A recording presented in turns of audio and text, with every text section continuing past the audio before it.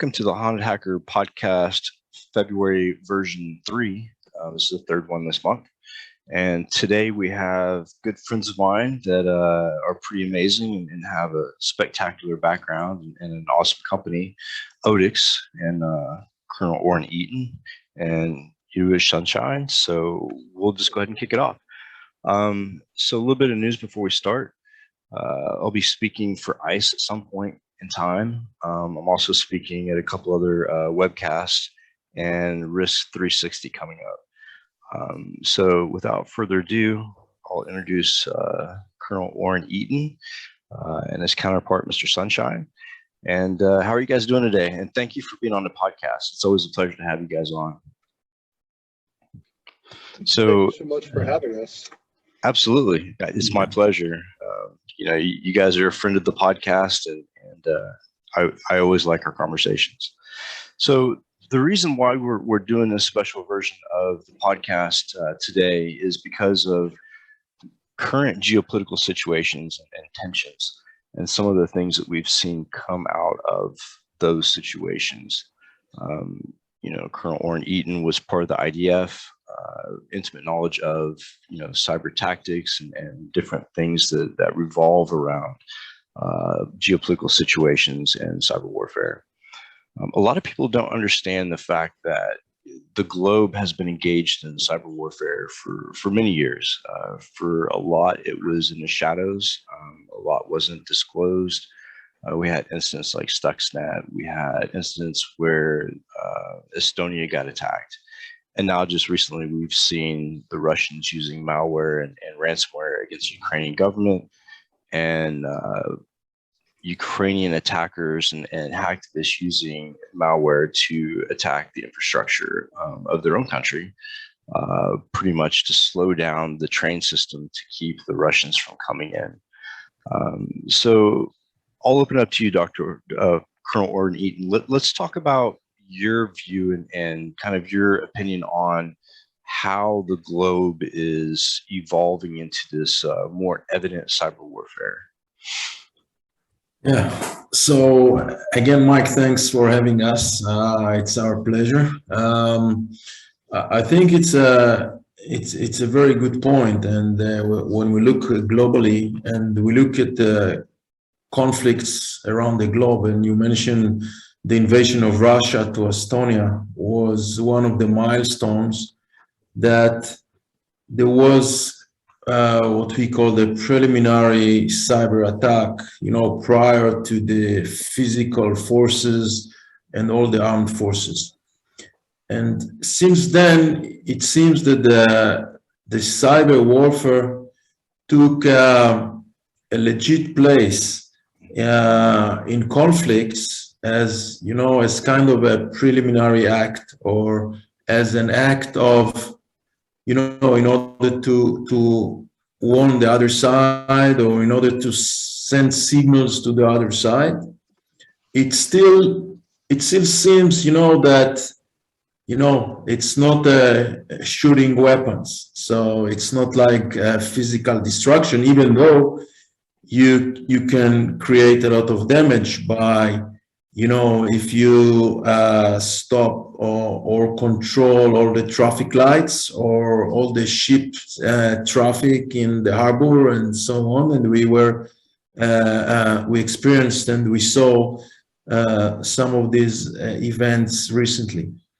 Yeah, so, absolutely. So it seems that the cyber attacks and the cyber front had become a part of all conflicts globally, because it also allows to kind of taste the water and to see, you start with this, you see the reactions, you see, you feel your enemy, you feel his capabilities, you feel how he can defend himself if at all.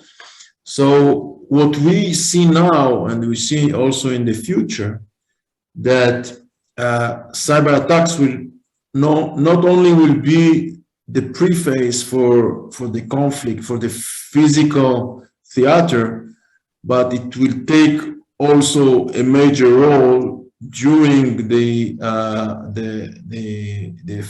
maneuvers and the physical conflict, because all the new weapons, all the new missiles, they're all guided, they all have sort of, communication back and forth, and they're all vulnerable. They're all computer-based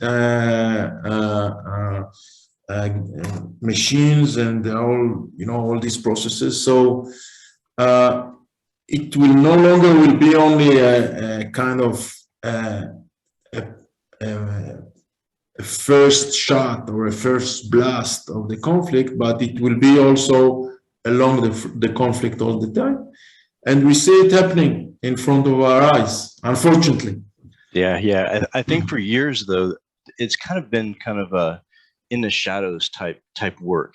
And a lot of people thought that the feedback that I got when I made my predictions for this year, that we're going to see some geopolitical motivated cyber attacks, everybody thought that was doom and gloom, and the fact that that's a doomsday scenario, and that doesn't happen like that.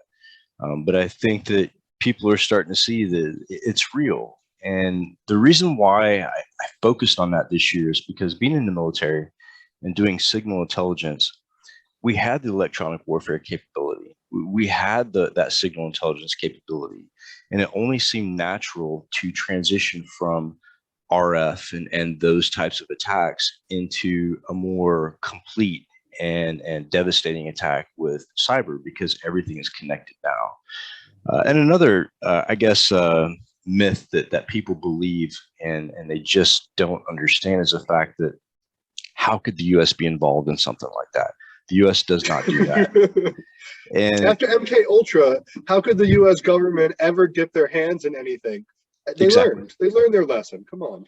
Exactly. So it's really funny when I talk to people who are waving the flag and very proud of the fact that their country is just defends themselves and defends other people, but they don't understand that in order to not be a victim, in order to not be affected devastatingly by those cyber attacks and by those electronic attacks, you have to play the game. You have to not appear weak and vulnerable. So of course the U.S. takes part in those activities. And we're not innocent. We don't have white gloves. We have to participate in order to defend ourselves, as well as our assets and interest overseas, just with any country. So it's a global affair, and I think people are starting to see that. Hopefully, you guys have a malware-free file system, right? And the Russians are starting to use ransomware as a weapon. We've heard of it as ransomware as a service, but now we're seeing it used in nation-state attacks. But what are your thoughts on that, and where do you see that going? I personally think that nation states attacking hospitals and critical infrastructure with ransomware is just as strategic as a military strike. And as Oren was saying, that it's in some way a preliminary element today. Within the past year and a half, the Iranians attacked the Israeli water supply with a cyber attack. I would say that's beyond a preliminary attack. That's a full-fledged intervention. So I think that it's on those lines, and I think that we have to perceive it in that way. It's no longer possible for it to be on the back burner. It's fully fledged, and because it's integrating with such vital elements that hit not only diverse populations, but when I think about municipalities, I wrote an ebook on municipal cyber risk. They have so many constraints that prevent them from being able to implement an effective strategy against this. And at the same point, they're holding so much valuable data for people's, critical. It's crazy. So I think that having this diverse option to just rain devastation, it doesn't have to be on a level military to military to be able to cause a real major impact. Think about the Colonial Pipeline. If we stop the energy supply, it's going to cause a panic. It's going to increase prices outside of what the reality is. Are we really in a shortage? No. But you can see how over a really short period of time, it's making all these KPIs go completely berserk. Absolutely. And I think Yeah, I think we should make the distinction between, ransomware as a service. In this case, let's say everyone that have very basic skills can get the ransomware as a service, can run it, can operate it, and get some gain out of it and make some benefits for. But when you're talking about ransomware as a weapon, then you're talking on a different level, on a state level, on a intelligence entities level. And in this case, we're on a different page. So it's much more sophisticated. You need to have also kind of unique tools and technologies in order to protect yourself and be kind of one step ahead of these, let's say, state hackers that may, penetrate into your network. So I think, on one hand, ransomware as a service become common, and many, people use it, but it's still, let's say, it's on a certain level. I'm not saying that it doesn't devastating and it doesn't cause harm and it doesn't, and people, make money out of it. But it's a different story when you're talking about ransomware as a weapon, and then it's used in a much more devastating way in critical infrastructures and in way not only to make money, but to get some political points as well. So it's not necessarily making money out of it. Absolutely, absolutely. And when you look at Obama, when he was in office, he made the comment that an attack on the infrastructure is an act of war, but yet we've still not seen any kind of motivation or I guess move towards really considering that and really putting that into effect from the U.S. side, which I think if we don't do something soon, if we don't react to those infrastructure attacks, and if we don't actually follow through, then we're going to make ourselves a huge target. And I think that's unfortunate. But, as we saw Israel dealing with Hamas, I mean, to me, in my mind, that's the correct way to do it. You lay down the line, you say, hey, look, our infrastructure is part of how we survive. You attack that, that's an act of war. So I think we're going to see eventually that line being drawn globally. And we're going to start seeing that encroachment and the reaction as we saw with Hamas. I hope that doesn't happen. I'd like to ask you a question here. Do you think that there's going to be a change in the ideas of humanitarian law and cybercrime being able to be seen on the level of, crime against humanity, where you could create something on such a scale in the digital universe that it could cause this destruction similar to what we've seen in cleansing, or something that could cause such destruction to critical infrastructure that it devastates a country and causes this panic? Absolutely. I mean, when you look back at Chernobyl, right? So Chernobyl was a very unfortunate situation. But can you imagine something like that being spurred by a cyber attack from a nation state? At that point, I think we're going to have to sit back and say, okay, we've looked at this and we've seen it as an act of war, and you've devastated our infrastructure, or you've killed X amount of people with your cyber attack. And I think at that point, we'd be forced to look at it as a humanitarian attack and take measures to combat it. But I think that a lot of people, or a lot of countries, are afraid to take that step because they still see cyber as a convenience or the way that we live our lives. I don't think they really see it as something that we need to protect to that extent. And the U.S., I think, is guilty of that vision of the cyber world and the cyber warfare theater. What are your thoughts on that? As far as at what point do we converge and say, okay, from now on, this is what's going to happen? I think globally, not only the US, but other countries think the same, that, cyber attack on critical infrastructure, it's really a signal for an active war.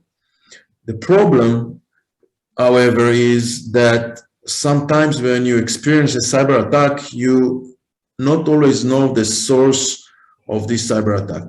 So let's say that your train system was hacked and you say, well, this is my critical infrastructure. I decide this is an active war, but against who? Who initiated this attack? And, it's not that,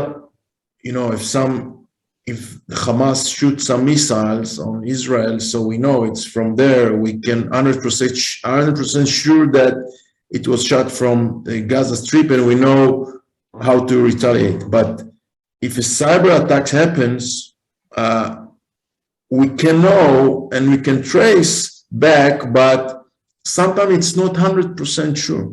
If the attack was built in a way, sometimes it's a little bit difficult, sometimes may be confusing. So I think the declaration is there and is right, as long as you know the real source of these cyber attacks. Once you know that, if the US knows that someone, attack with a cyber attack, one of their critical infrastructure, and for 100% know who was this guy, it's a war. It's an active war. I'm sure they will retaliate in the most powerful way.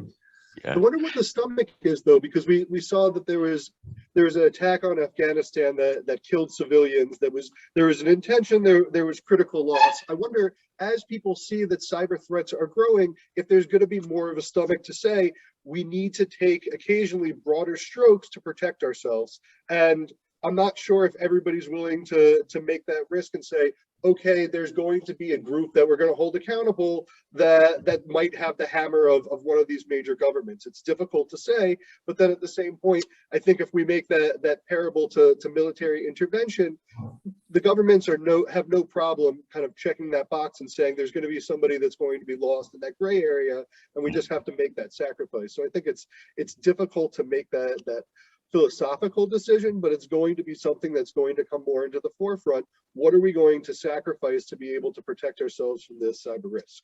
Absolutely. And I think that another factor that plays into it as well. So in the US, we kind of base political decisions and activities, as far as military response based on the country's temperament and the thoughts of the people.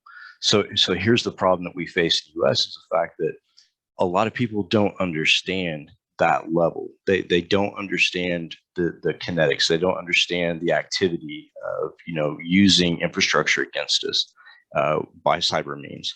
And that, it's unfortunate, but there's a lot of uneducated people when it comes to that principle, right? And so to get the backing or the country's, opinion in that way to make those, fronts and to attack, based on the cyber attack is going to be very difficult.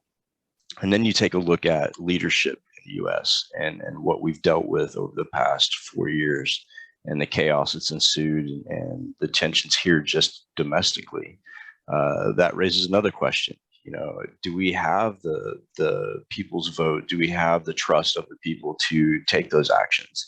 And I would say right now we're at a really vulnerable state in the US because of our political tensions and because of the distrust for the government. And any act of war based on cyber attack, I think, would raise a lot of questions. And I think the first time that we do that, I think it's going to cause a lot of problems.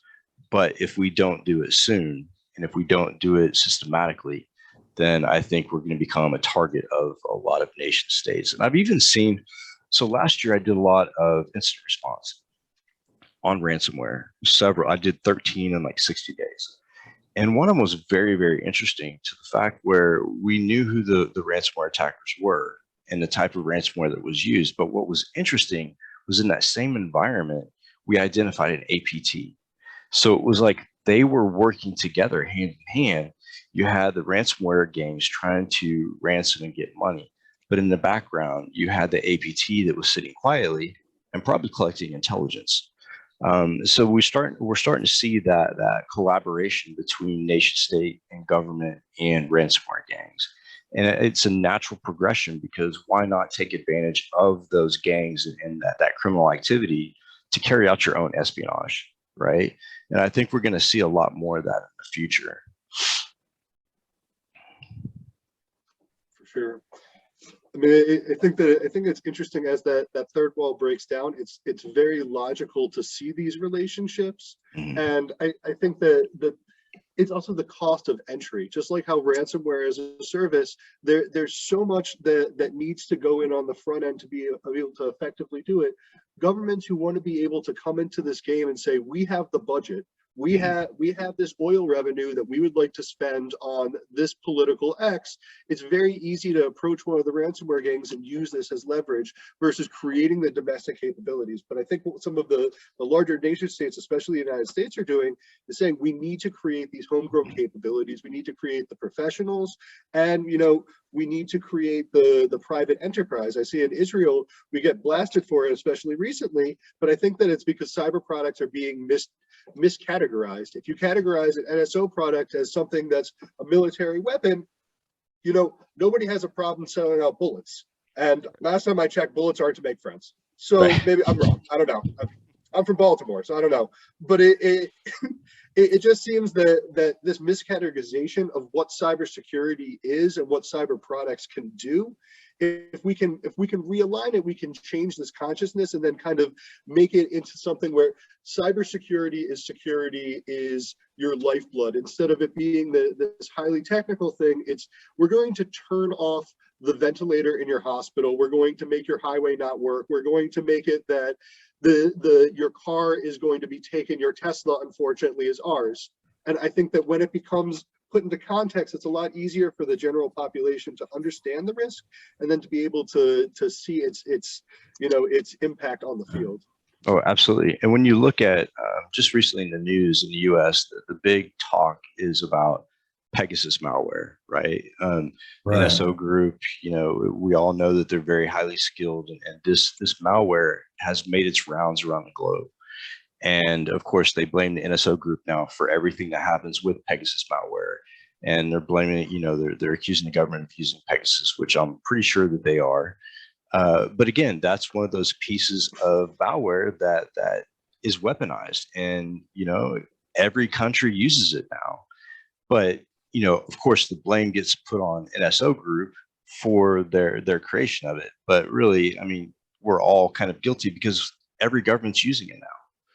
And I think it's unfortunate that we take something that is that highly skilled and that, I mean, I looked at the code. The code's beautiful, and I have a lot of respect for what they've done with that. But then you take other countries' view of it, and even the US's view, and they blame NSO, but yet they turn around and we find them using it against citizens. It shocks me that they would use weaponry like that could be used to combat global cyber terrorism, and they use it against their own people. And we're starting to see a lot more of that here in the US, the big tech using government level malware and capabilities to collect on their own people instead of being focused on defending the country and going and combating that type of evil.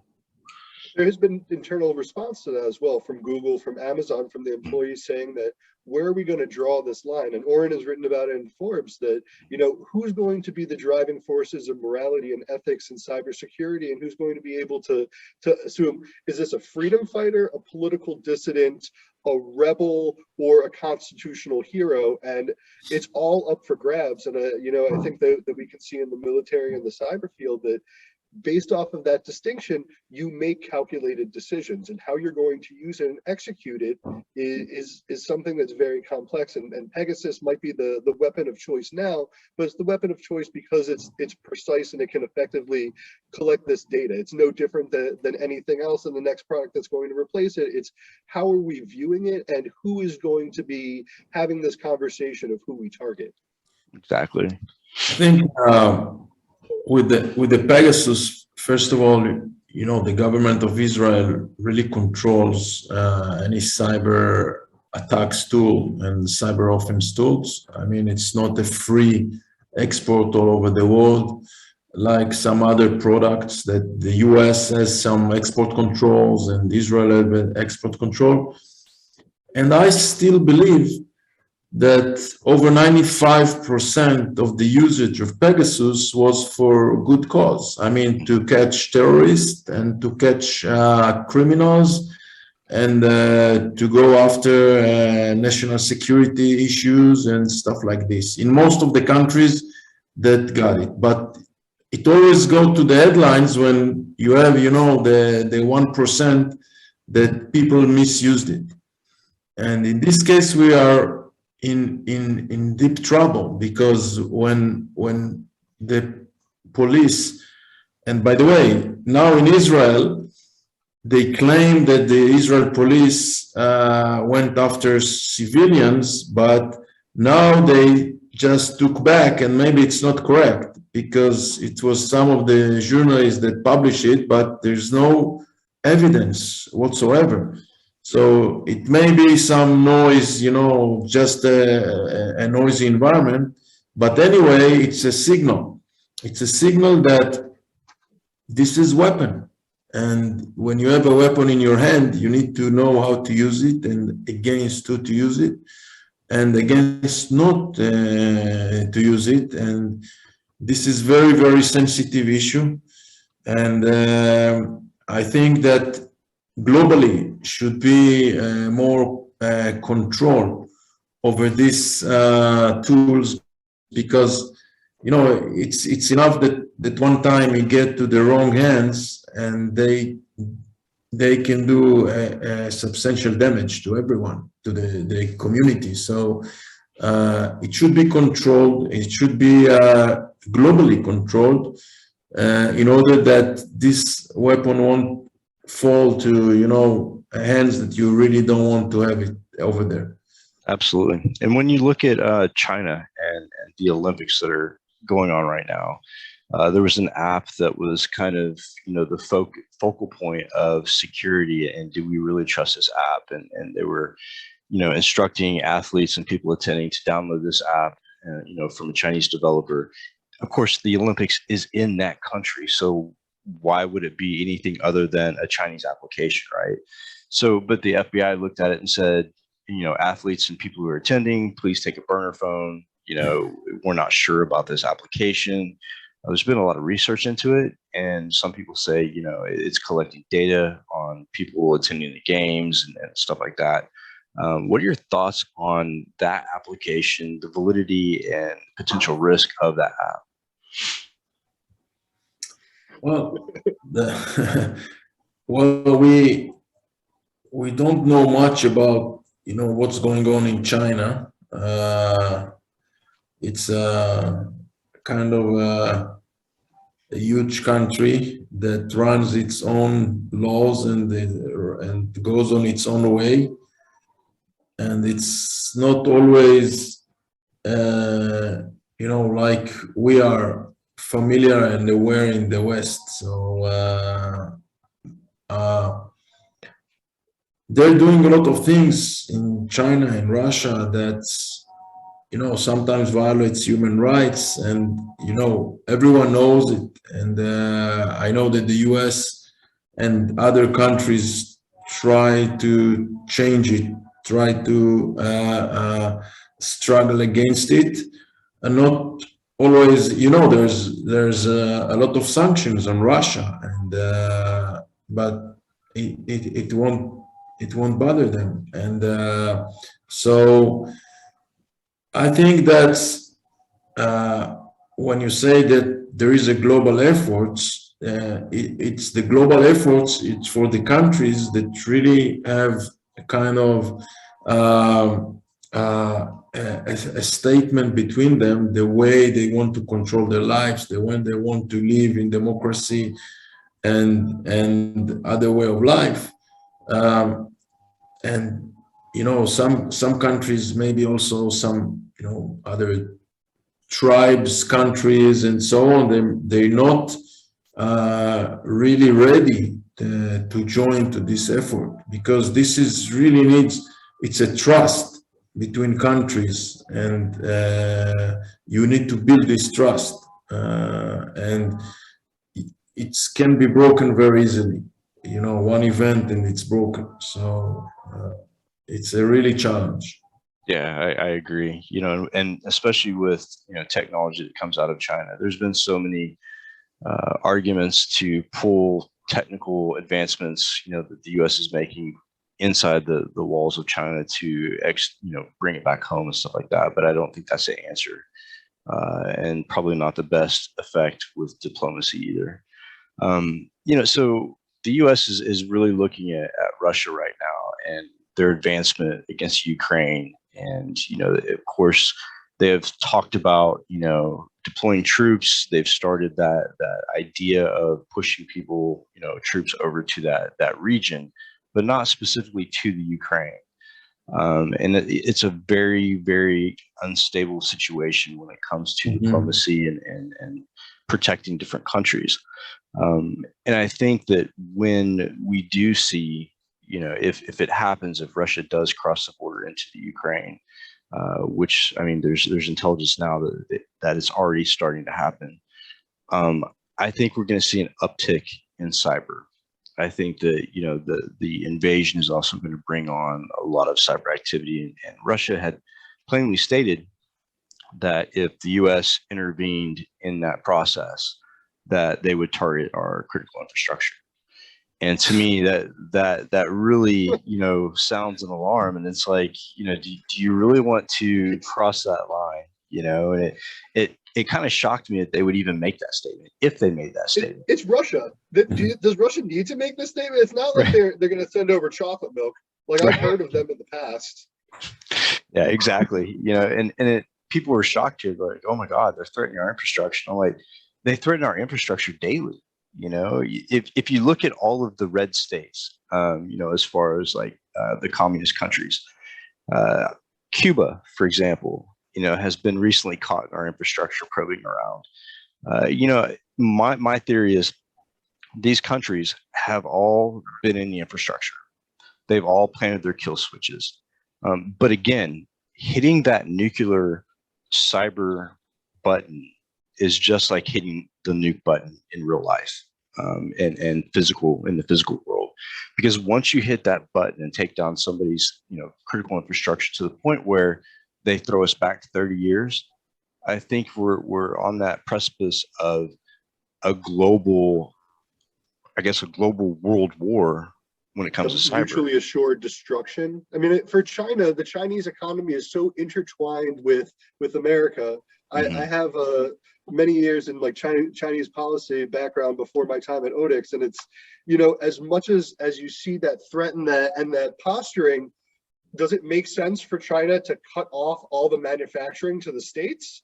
You know, like, does it make, like, this needs to go to a market, and the Belt and Road has an idea where we're going to export this excess manufacturing and X, Y, and Z, but you need this player to be strong, and for the American economy to be strong and to be resilient, for you to have this balance and this complementarity. If you see it as this pure offensive foe, it doesn't work. And we see like Nixon engaging with China, all this economic collaboration. We can find a way to come over our political divides.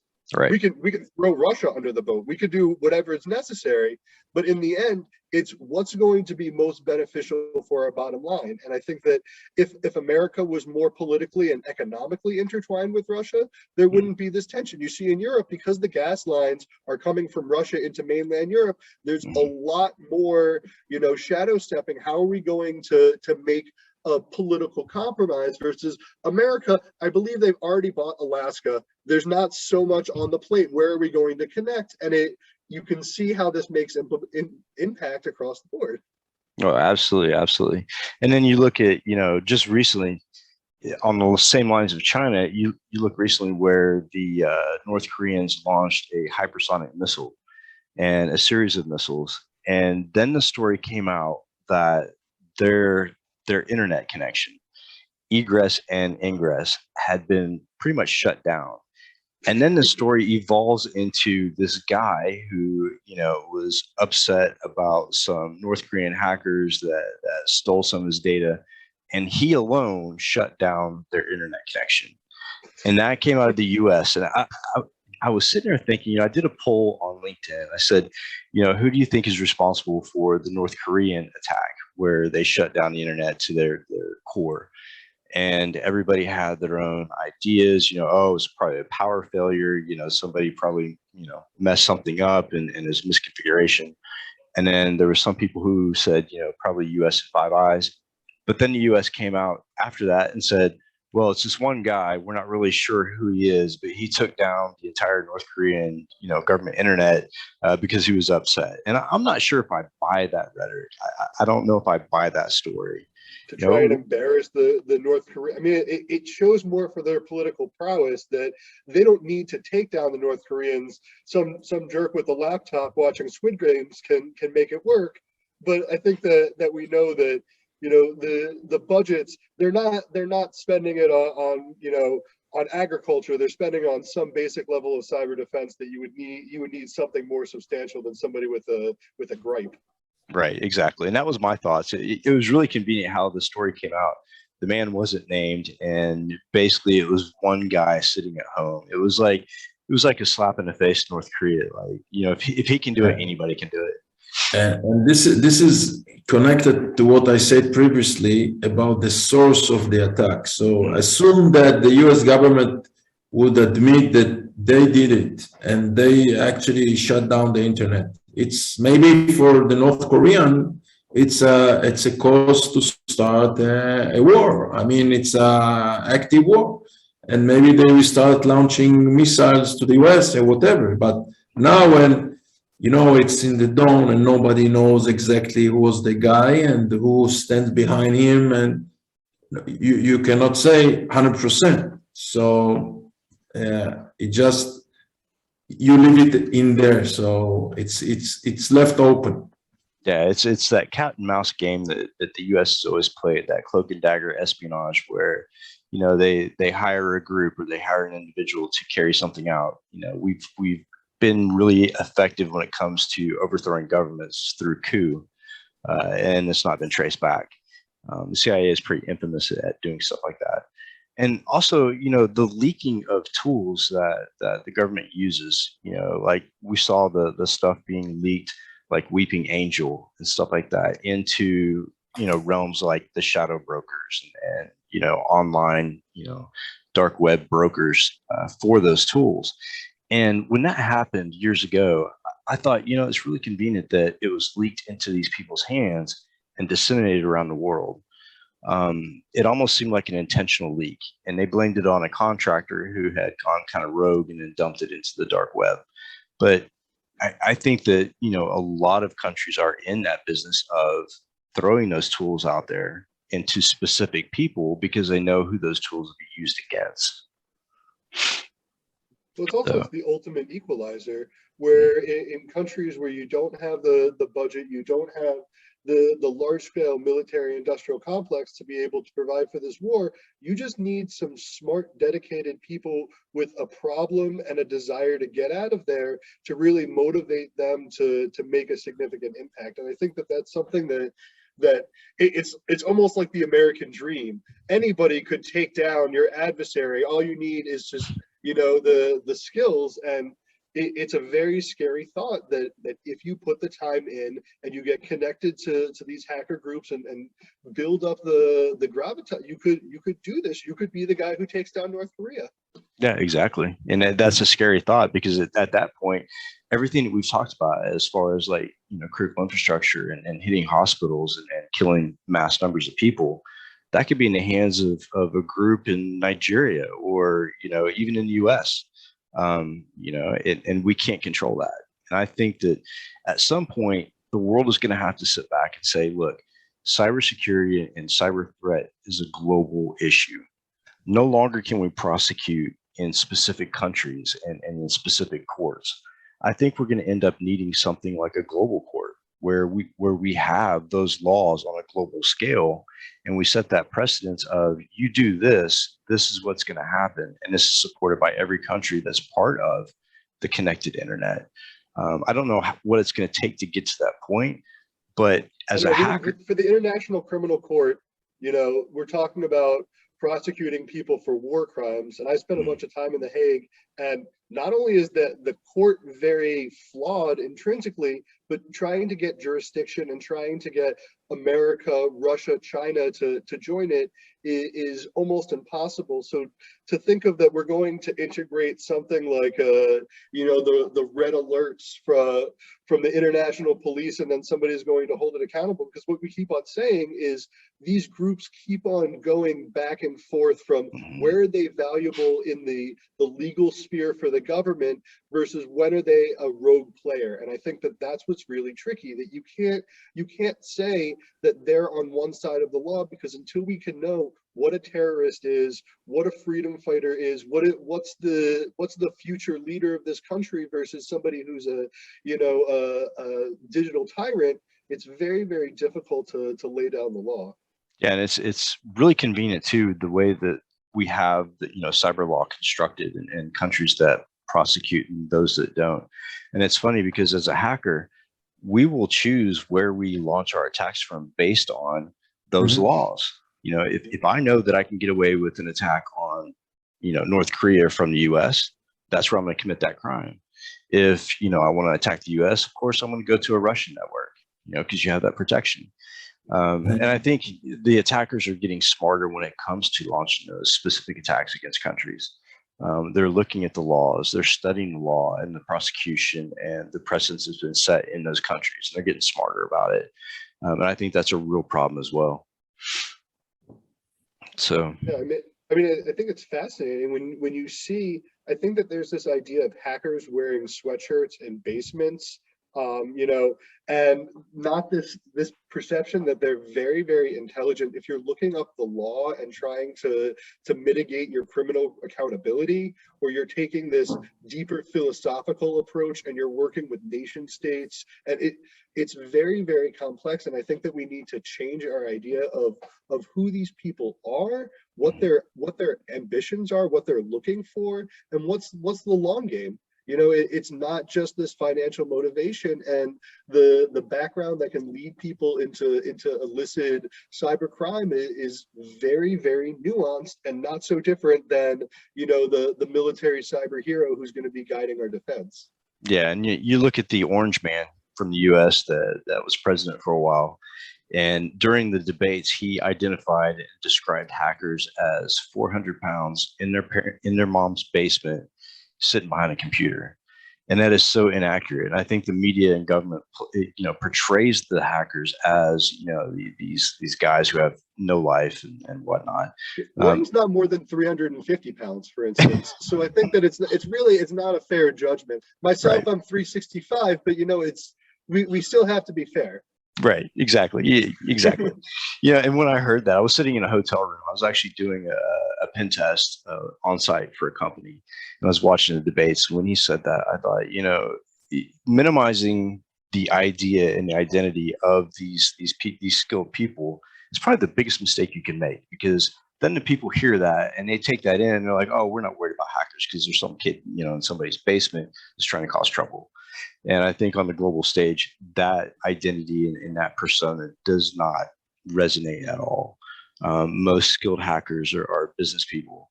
They're PhDs. They have some sort of super intelligence when it comes to diagnosing and looking at the world as a whole. And I think as defense, in the US, I don't think that companies here take into account geopolitics. And that's why I focused on that this year, is because geopolitics plays a huge part in cybercrime, a huge part, not just, financial motivations by those, countries, but also, the politics between countries and the politics between groups and malware creation. Geopolitics plays a part in everything that we do in cyber, but nobody really pays attention to looking at that political tension, analyzing it, and learning the actors and trying to find ways to mitigate based on the information intelligence you get from that. So hopefully the world can change in that aspect and really realize that geopolitics drives a lot of what we see in every industry, whether it's banking, whether it's defense, or even cybersecurity. Geopolitics is evident, and it's a foundation of everything we do. So tell me about odix and what odix is doing now. And it's been close to about 7 or 8 months since I spoke to you guys. A lot's happened, I'm sure. So catch me up. Yeah, we are. In fact, when we saw that most of the world and the application go to the cloud and to the SaaS applications, we realized that there's a lot of collaboration apps and a lot of file transfer apps, and they're all SaaS, but all the current on-prem solutions, they are not suitable for this application. So in my vision is that we will be the industry standard for the SaaS application to protect all file transfer and file collaboration, all these things. We started with a firewall for Microsoft 365 Exchange Online, which works very well, and we see a lot of traction. We work in particular with the distributors and the resellers of Microsoft 365, and in fact they bundle firewall with the 365. There is a very nice blog on Microsoft website about how Microsoft and firewall and odix protect the 365 users. So we have a lot of customers so far satisfied. We have several case studies that they we were able to create a single click deployment product with not really nothing, not effort for maintenance, support, and it goes like that, very smooth, frictionless, seamlessly. And this is what the service provider like. They like to see how they can make money without friction and without spending a lot of time. So it's very easy to explain our added value that we provide to the Microsoft 365 security, either to the Defender, to the EOP. We complement the Microsoft 365 solution. So we don't claim to take out Microsoft, or we don't claim that we have any conflict with their security, but we complement their solution in order to have a really a nice secured solution, in particular against ransomware that resides within files and goes sometimes many levels down in nested files, and most of the tools today are not able to go after this. But since we are doing a real kind of deep file analysis and break the files and look after everything that's moving inside and that is suspicious, so we are able to track these attacks that are multi-level and nested files attacks and all this, which today are very common, and hackers also look at this domain as well. So we really reduced the attack surface significantly for the 365 users. So yeah, we're moving forward, and it's very interesting. Our next product to release is the solution for Teams, because we see a lot of usage for collaborations tools and so on. So Teams is definitely the next candidate that we will provide a solution. Fantastic. Yeah, I've been following you guys quite a bit, and the relationship with Microsoft is huge. I was really happy to see that you guys were going that route. Guys, it's been an absolute pleasure having you on, as usual, and a really great conversation. And I think that when people see this podcast or listen to this podcast, it'll open some eyes and maybe bring some awareness to, things that they didn't take into consideration, and maybe look at their own company and their own operations and kind of, follow along. I wish you guys the best of luck, and please stay in touch. I'm sure that we'll have you back on soon. And good luck. And I appreciate you Thank guys you being very on. much. Absolutely. Thank you so much. Like, always a Thanks, pleasure. guys. Thank you, Mike. Cheers. Bye now.